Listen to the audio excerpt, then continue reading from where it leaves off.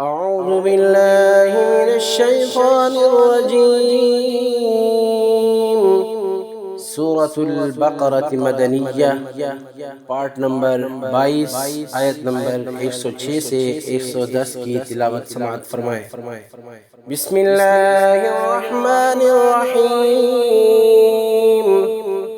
ما ننسخ من آية أو ننسها نأت بخير منها أو مثلها.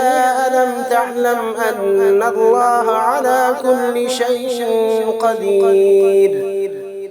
ألم تعلم أن الله له ملك السماوات والأرض وما لكم من دون الله من ولي ولا نصير.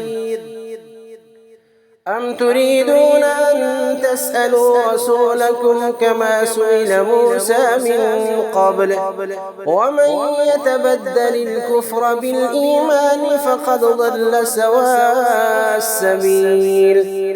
ود كثير من أهل الكتاب لو يردونكم من بعد إيمانكم كفارا حسدا من عند أنفسهم من بعد ما تبين لهم الحق فاعفوا واصفحوا حتى يأتي الله بأمره إن الله على كل شيء قدير.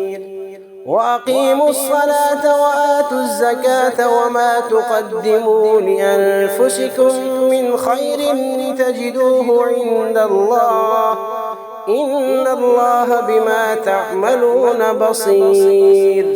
صدق الله العظيم.